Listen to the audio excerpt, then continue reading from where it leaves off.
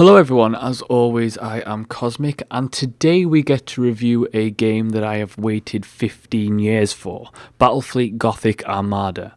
Armada is a video game adaptation of Games Workshop's Battlefleet Gothic tabletop game, first introduced in 1999. Armada is a real-time strategy game that is set in the Warhammer 40k universe, but instead of commanding legions of Space Marines on the ground, you are commanding the battleships in the space above. The game was developed on the Unreal 4 engine by Tindalos Interactive, who also developed RTS game Ethereum, and it was published by Focus Home Interactive. Indeed, Focus Home Interactive seems to be becoming the home for Warhammer games of late, from Blood Bowl and Mordheim to Battlefleet and Space Hulk Deathwing. Yes, we all know that the Warhammer games have been a mixed bag of late, so the question is it any good? Yes, by the God Emperor himself, it is. So sit yourself down and eat a bowl of cereal while I tell you why it is. Like I've said, the game setting takes place in the Warhammer 40,000 universe.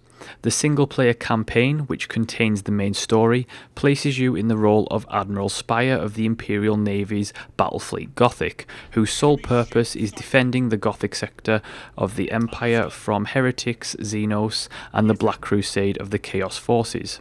The entire story is voice acted really well, with each character sounding very authentic. In fact, the entire game is an audible treat for fans of the franchise, from the musical score to the sound of macro cannons firing. The entire story is well paced and the dialogue is well written, something which is really nice and rare to see in a Warhammer 40,000 game. I have to say that Battlefleet looks great. The detail level on all of the ships is immersively wonderful and true to the source material. As a fan of Warhammer 40,000, it's hard not to appreciate the love that has gone into the aesthetical design of both the ships and backdrops of the levels. I had several complaints during the beta that mostly lay in technical areas, graphical bugs, long load times, phantom ships, and of course outright crashes. Thankfully, the developers listened to the feedback that was given to them, delayed the release a month, and that seems to have paid off. The game is a lot more stable and polished technically.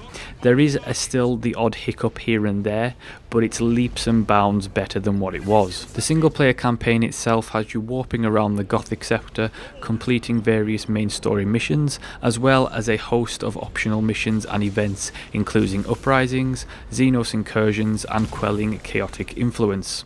This is all done via the galaxy map, where you have access to all the locations available to you, all the different missions that are available, and from which you can access Port More, which is where you can improve and purchase new ships. Instead of a traditional Conquer the Galaxy mode, as you would have in most RTSs, Battlefleet's campaign is about protecting what's already yours and making tough decisions. In the single player campaign, you can only play as the Imperial Navy, and all of the worlds in the Gothic sector are yours from the very start. Each world has a variety of resources, and if taken, they apply debuffs, such as gaining less renown, which is the currency needed to upgrade your ships. The trick is, however, that you only have a set number of deployments each turn, meaning that you can only respond to a few emergencies, and with all the factions in play here, you're going to have to leave some God Emperor fearing folks to fend for themselves. Other Imperial factions, such as the Space Marines, may request your help on certain missions. Doing these missions will gain favour with that sub-faction, allowing you to use a favour of your own in battle. Depending on the sub-faction, it will depend on what you actually get for that favour. Losing too many worlds will put your forces at significant disadvantage, and leaving certain threats, like an Orc invasion, to fester could result in a war, leaving an entire system up for grabs. The entire campaign is designed very well, and it should certainly appeal to the target audience. What I personally like the most about the campaign is that losing doesn't mean game over.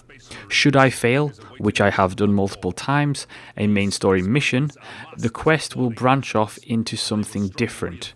It always pulls back to the same story. However, should I, for example, fail to recover a relic that, if I had recovered it, would have granted me buffs in the future, the enemy will instead have that relic and become more powerful. I really like that failure is a possibility and has consequences for your overall campaign. Before and after battle, you'll be able to upgrade your ships and purchase new ones via renown points. Each ship, apart from the escort vessels, have upgrades, skills and crew sections. Upgrades provide passive upgrades to your ship, such as increased firing range or more hull value. Skills are active abilities that you can use in battle, from micro warping to stasis field bombs. Crew upgrades give you specific upgrades to ship systems, such as the Master Gunner, who will provide more critical hits for your weaponry. The freedom you have with how to build your ship's abilities and stats is a big selling point for the game for me. It allows you to take control on a micro scale of how your fleet is made up. That is especially important when it comes in the multiplayer. Control-wise, Armada's controls work very well. The default key bindings are intuitive and every command can be rebound should you need it.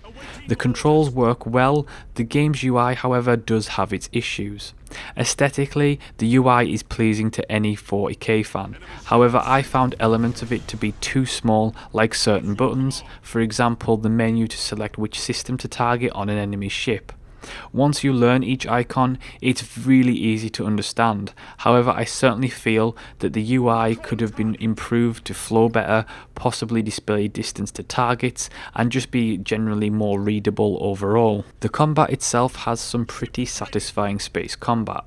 Battlefleet's combat setup works really well and requires a good knowledge of what your ships have in terms of weapons and durability, as well as making the most of your chosen upgrades and abilities. Tactical awareness is important in Battlefleet, as if you don't play tactically even against AI, you're going to be punished hard, and considering that retreating or getting your ships destroyed can have serious penalties, it's important to play aggressively cautious. Using environmental factors such as asteroid field or nebulas to your advantage is a must. Nebulas cloak your ships from the enemy, and asteroids will give damage over time to any ship that enters. Not only this, but play to your ship's strengths.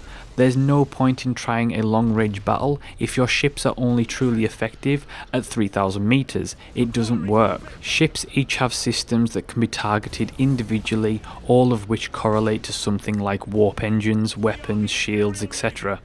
Targeting these systems can cripple a ship in some form or another. For example, targeting the engines will prevent the enemy ship from escaping by warp. There are a variety of mission types in the game that cross both the single player and multiplayer. Everything from straight up death matches to planetary assaults are available. Each has its own unique challenges, and it really helps the game to stop it becoming repetitive really quickly. The backdrops to the level are great to look at. Seeing giant astronomical anomalies and planets is a great visual experience while you're blowing the hell out of your opponent. What I enjoy most about the combat, however, comes in the form of the multiplayer. The multiplayer works the same as the single player in terms of ship progression.